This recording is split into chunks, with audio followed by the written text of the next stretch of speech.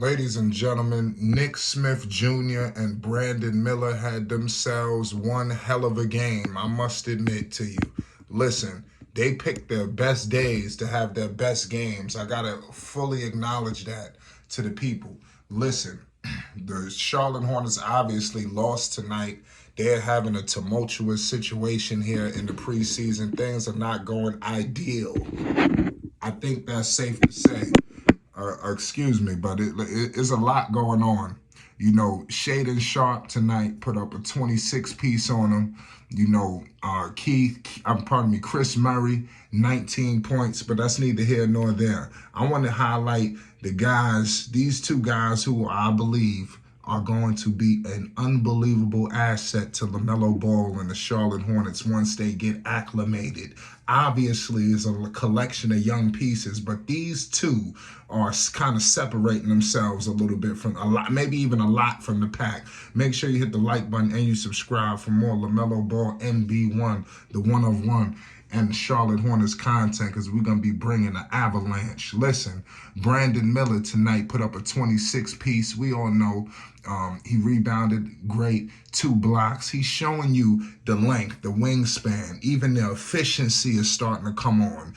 Clearly in the first games, we got labeled a laughing stock. 8 of 15 from the field tonight, 3 of 6 from 3. We're going to get into Miller because we've been, heavy on Mr. B. Millie.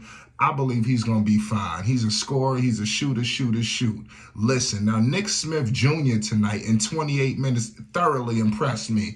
I've been keeping my eye on him, but he's starting to show me some signs of life. Tonight he shot 13 of 20. A lot of people might want to mix and screw how he got his 33, but the game was very close all throughout, and he put up 33 points. That showed me something. He shot the ball with conviction, and like I said, I love the way he was, passing the ball when he given the opportunity. He only had 3 assists, but the assist that y'all don't see is always the hockey assist. He moved the ball. He let the ball go when need be. And I think all of these things are going to be conducive once he gets to the active roster playing with Lamelo Ball, because that's when everything is just going to go to the 10th power. When you got Miles and all these people, this dude up here throwing lobs up to JT Thor. What the hell you think is going to happen when they got Mark Williams, Miles Bridges? Oh, man, it could get real freaky out there. I'm just going to keep it real with you in terms for the Charlotte Hornets. I think that this guy, Nick Smith Jr., easily could be a backup point guard for Lamelo Ball, even playing alongside of him if necessary. But the Hornets need a backup point guard, somebody who could really do their thing. The Hornets rookies tonight combined for 59 points. It's truly spectacular, and they showed that they are going to alleviate the pressure from Lamelo. Lamelo had to score damn near all of the points last season. Obviously, it was no Bridges. They had injuries all over the place, but it seemed like when Melo wasn't there, what the hell was going on? So for these two to show just like life, and mind you, Scoot Henderson was on the bench. I would have loved if Scoot could have played, because I think that would have put pressure on all of them, including Nick Smith. I'm pretty sure he'd have been matched up with Scoot, vice versa as well. And then Miller would have had the pressure on him too, because you got the number 2, number 3 pick. Some people saying Scoot should have went number 2. Listen, Miller just got to do his thing. He's going to be a good player. He's actually healthy right now. Scoot Henderson is the one with the shoulder injury, and for whatever reason, people are just trying to scoff over that like that's nothing. I wouldn't want a guy that I brought in as a rookie possibly going to be the heir apparent to, my long-lasting point guard, and you got shoulder injuries. I mean, that's not a good look, y'all. That's a horrible look, a catastrophic look. But listen, I want to tell the people this. All of the people that's doubting the Charlotte Hornets, shout out to the Queen City Hornets. That's what I love to call them. Listen, these guys are going to shock the world. I'm telling you, because people are underestimating how they played last season. They played with a lot of fight.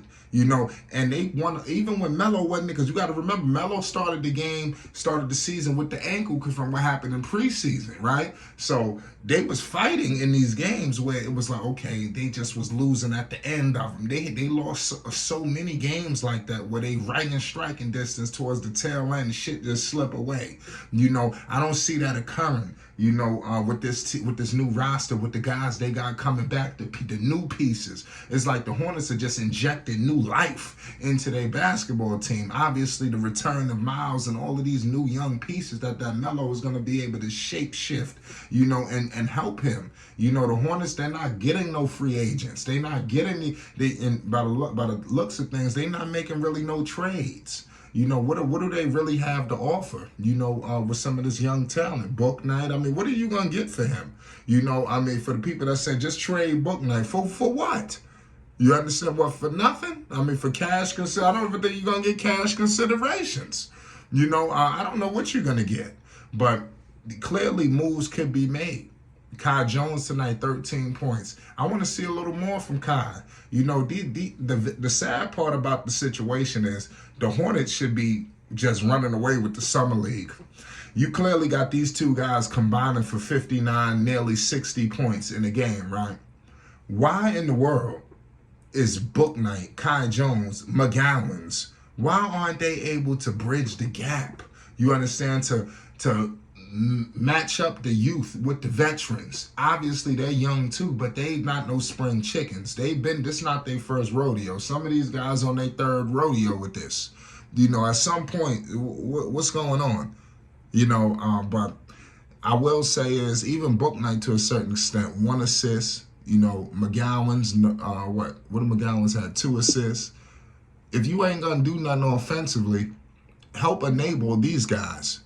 They seem like, it's some things that need to be done to really get a great young core. Because I'm looking at other teams. I'm looking at their young cores. They got guys, multiple guys, and the Charlotte Hornets need to get back in that mix. I believe this draft really was a big hit for them. Even Amari Bailey that's on the bench, I'm not going to sleep on him. He's a great young rookie too. He's a second-round pick. He just needs some developing to do. But you clearly see a player there. They got players they drafted. They've had a better draft class this year than they've had, in the past couple. Obviously, the third pick changes a lot, but seriously, I think these 3 guys are going to be on the roster for a while. I can't say the same for Kai Jones, Book Knight, maybe even JT Thor to a certain extent. You got to understand something. You can't all of they rookies, even JT Thor to a certain extent didn't show me a lot to the point where, hey, he don't need to be on Summer League.